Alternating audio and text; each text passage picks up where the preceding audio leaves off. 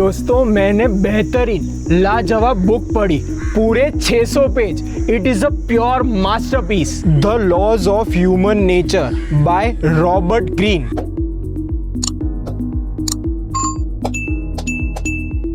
हे hi, सब ठीक? Doctor Smith here. आज हम 18 लॉज ऑफ ह्यूमन नेचर के बारे में जानेंगे समझेंगे। 18 नियम जिसे आप अपनी जिंदगी में अपनाकर अपने जिंदगी को देखने का और जीने का नजरिया बदल देंगे और टोटल लाइफ ट्रांसफॉर्मेशन। मैं पूरी कोशिश करूंगा कि मैं हर एक नियम को 1 मिनट के अंदर आपको समझा पाऊं। आई होप मैं इतना तो एक्सपेक्ट कर सकता हूं कि आप अपने आप को और अपनी जिंदगी को बदलने के लिए 15-20 मिनट तो दे ही सकते हैं। But before that please like this video, in fact smash the like button. So I believe you will watch entire video. So let's dive in. The first law, irrationality, importance of emotional mastery of self. हम humans के almost सारे thoughts और decisions emotionally dominated होते हैं, and that too at a deeper level. Rationality is the ability to counteract the emotional effects, to think instead of react, to open your mind to what is really happening as opposed to what you are feeling। ये हमें naturally नहीं आता, हमें proactively इसे cultivate और develop करना पड़ता है। कैसे? इन 3 स्टेप्स से। The first step, recognize the biases, confirmation bias, conviction bias, appearance bias, group bias, blame bias, superiority bias. I have covered mostly all of this in depth in my earlier videos. Please do watch them entirely.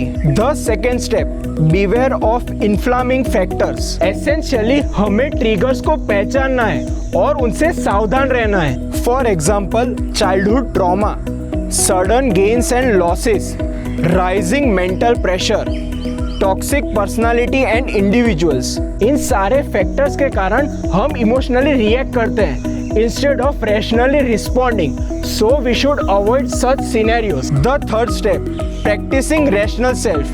The best way is to increase your reaction time, जिससे आपके emotions ठंडे हो जाएंगे और आपको rationally think and then act करने का एक मौका मिलेगा। The second law, narcissism, Importance of transforming self love into empathy। हम सब सेल्फ एब्जॉर्ब और सेल्फ सेंट्रिक हैं। इस दुनिया में सबसे ज्यादा हमें अपनी पड़ी है। Empathy is a remarkable tool for connecting to the people and attaining social power। दूसरा, क्या महसूस कर रहा है इसे समझने के लिए हमें 4 एम्पैथेटिक स्किल्स को डेवलप करने हैं। फर्स्ट इज एम्पैथेटिक एटीट्यूड, सामने वाले के पॉइंट ऑफ व्यू को जानने के लिए क्यूरियस रहें। सेकेंड इज विसरल एम्पैथी, दूसरों के मूड पर ध्यान दें, उनके body languages, tone of voice and other non verbal cues. The third one is analytical empathy, दूसरों की अपब्रिंगिंग जानकर हम उनका स्टैंड पॉइंट ज्यादा अच्छी तरीके से समझ पाएंगे। And lastly empathetic skill. Empathy एक स्किल है जिसे जितना ज्यादा लोगों के साथ प्रैक्टिस किया जाएगा उतना ही बेहतर बनता जाएगा। The third law, role playing, seeing through people's mask. हर एक इंसान खुद को सबसे अच्छी तरीके से दिखाता है। एक मुखौटा, मास्क पहनते हैं हम लोग, हमारी जो जेन्युइन अंदर की फीलिंग्स है उनको बाहर ही नहीं निकालने देते। We all basically conceal our true feelings and present the best version of our selves. Non verbal communication मतलब hand movements, gestures, facial expressions, eye movement, posture etcetera, इन्हें हमें पहचानना आना चाहिए। पर दोस्तों हम हमारे ट्रू फीलिंग्स और हमारे नॉन कॉन्शियस डिजायर को नॉन वर्बल क्यूज के फॉर्म में लीक आउट करते हैं। ये तो दोस्तों एक डेडिकेटेड वीडियो टॉपिक है, क्या सोचते हैं? Let me know in the comment section. The fourth law, compulsive behaviour, determining the strength of people's character. हमारी सोसाइटी में हर एक की एक स्पेसिफिक रेप्यूटेशन और सरफेस इमेज होती है, पर ये जरूरी नहीं है कि उनका जो रुतबा है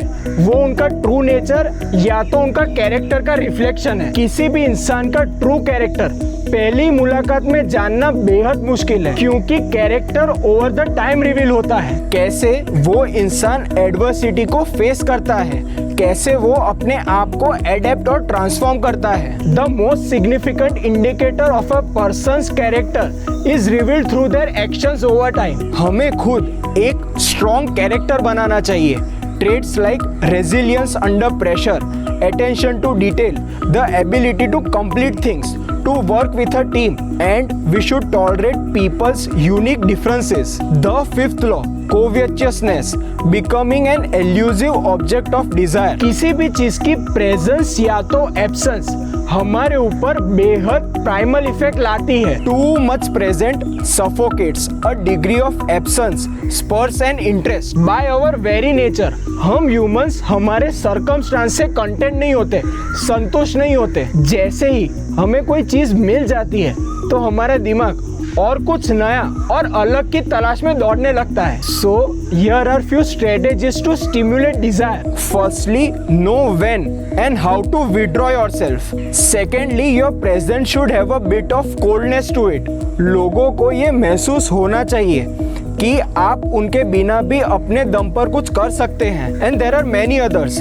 To name a few, add a bit of blankness and ambiguity. Create desire rivalries, mimetic rivalries. The sixth law, short-sightedness, elevate your perspective. After all दोस्तों, हम social animal हैं। हम सबसे ज्यादा impress होते हैं by what we see, hear and feel। जो हमारी present sensations होती हैं, वो हम पे हावी हो जाती है। इसके कारण हम हमारे present action के long term consequences नहीं देख पाते। This basically has evolutionary origins. Historically, humans had to focus on immediate threats rather than those that had a potential for a greater impact. दोस्तों, ये फॉर्मूला गांठ बांध लेना।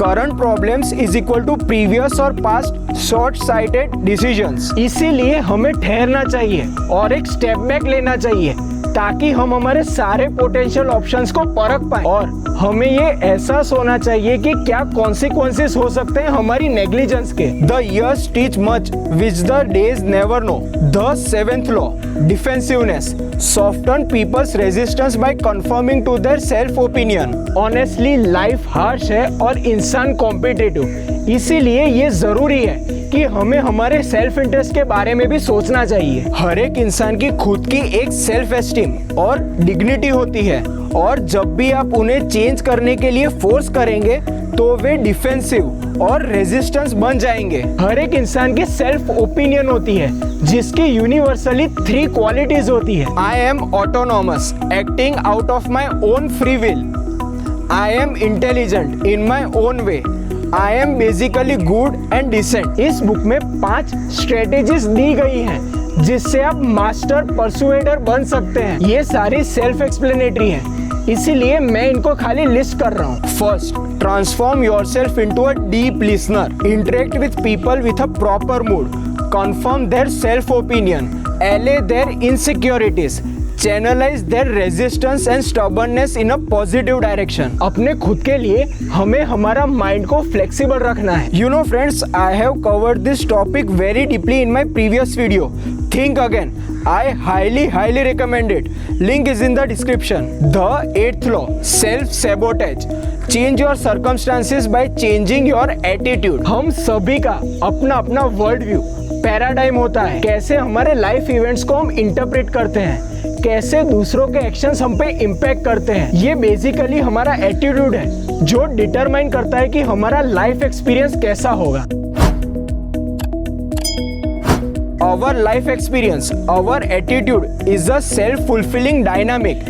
ये सिर्फ हमारे परसेप्शन को कलर नहीं करता, it also actively determines our health, relationships and ultimately our life success. अगर हम फ्यूचर के लिए पेसिमिस्टिक और फियरफुल हैं तो हमारी पूरी लाइफ नेगेटिविटी से भर जाती है। That will unconsciously impact our decisions and lead to self-sabotaging. Now, how do we prevent self-sabotaging? एक hostile victim attitude से हमें expansive attitude डेवलप करना चाहिए, जहां आप खुद को एक एक्सप्लोरर मानते हो। हर एक एडवर्सिटी को हमें एक चैलेंज मानना चाहिए और स्वीकारना चाहिए कि हम में वो सारे स्किल्स और कैपेबिलिटीज हैं to overcome whatever life throws in our way. Attitude is everything. अगर आप इस पर एक डेडिकेटेड वीडियो चाहते हैं, then do let me know in the comment section below.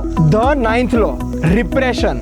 Confront your dark side. हम सब खुद की फीलिंग्स, इम्पल्सिस, एग्रेशन और इनसिक्योरिटीज को रिप्रेस करते हैं. Now that is our dark side, the shadow. हम सभी एक रिलीज आउटलेट ढूंढते रहते हैं to release our inner tension in the form of contradictory behaviour, emotional outburst, vehement denial, over idealization, projection, which is by the way the most common way of dealing with our shadow.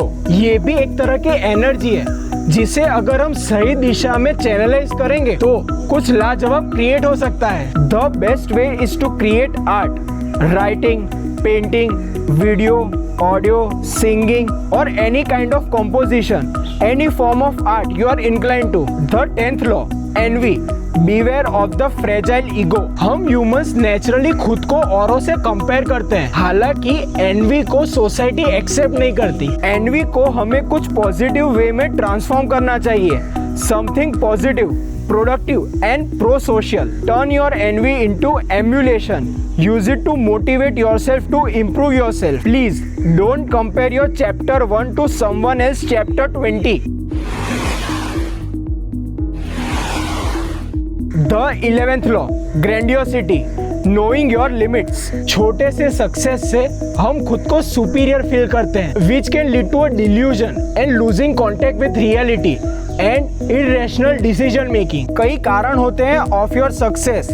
Some is good luck, timing, contribution by your family and friends, teachers, mentors etcetera. इन सारे कारणों को भूलने पर हमें घमंड आता है. Practical grandiosity involve channelling and concentrating your energy into problem solving and improving your relationships. This will basically make us confidently humble. ठीक वैसे जैसे हमने पिछले वीडियो में इन डेप्थ में बात की थी.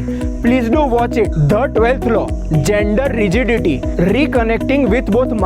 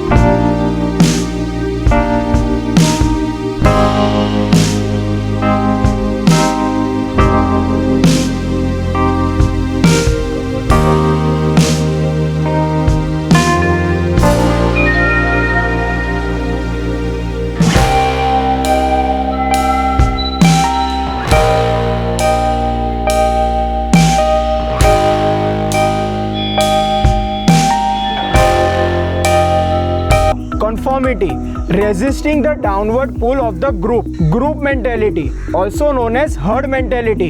हम ह्यूमंस खुद को दूसरों के रिलेशन में आइडेंटिफाई करते हैं. बाकी लोग हमारे बारे में क्या सोचते हैं इस पर हम काफी परेशान रहते हैं. We have a strong desire to fit in. That is quite risky to be honest. Because firstly, we behave differently while among the group. हम खुद के प्रिंसिपल्स भूलने लगते हैं and our principles mimic those of that group. हमारी अपनी uniqueness चली जाती है and so is the ability to think independently. So here are 3 tips to avoid yourself pulled down by the crowd. Firstly, retain independence and rationality regardless of what others tell you. Second, develop self-awareness. Third, ensure you are concentrated in the present moment, even within the group. The 15th law, fickleness. Make them want to follow you. हम सब किसी को follow करने के लिए ढूंढते रहते हैं. We tend to follow powerful people. दूसरी तरीके से अगर कहा जाए तो हम कमजोर इंसान को अपने पीछे छोड़ देते हैं। We basically turn our backs on people as soon as they become weak. अगर आपको इफेक्टिवली लीड करना है then you have to give off a feeling of power, legitimacy and fairness to people. ऐसा करने से आप उनका भरोसा जीत पाएंगे। The 16th law, aggression, seeing the hostility behind the friendly facade. हमारे डेली लाइफ के स्ट्रेसर्स और फ्रस्ट्रेशंस के कारण हमारे अंदर एग्रेशन पनपता है, जो कभी ना कभी किसी ना किसी तरीके से बाहर आ ही जाता है। और अगर अब हम इससे रिप्रेस करेंगे तो ये पैसिव एग्रेशन में कन्वर्ट हो जाएगा, जो हमें अंदर ही अंदर जलाता रहेगा। इंस्टेड इसे भी हमें पॉजिटिव डायरेक्शन में चैनलाइज करना है। For example, we can use our aggressive energy to become tenacious and fearless, दृढ़ निश्चयी और निडर। Generational myopia, learn to seize the historical movement. हर एक जनरेशन को अपने पहले की जनरेशन से अपने आप को अलग करना है। हर एक जनरेशन को अपनी यूनिकनेस से ये दुनिया बदलनी है। अभी हम अपने पुरखों की मेहनत का फल खा रहे हैं। कई आविष्कार, इन्वेंशंस, डिस्कवरीज हुई हैं, तब चलकर हमारी जिंदगी बेहद आसान हो गई है। बहुत आसान है इसे नजरअंदाज करना। You have benefited from an education that embodies the wisdom of thousands of years of experience. So friends, try to be more aware with the common features of all generation, before as well as after you. And lastly, the 18th law, death denial, meditate on our common mortality. एक बेहद अच्छा stoic concept है, memento mori, which basically means remember you must die. Alright, I will leave you with the memento mori quotations. Ponder on it.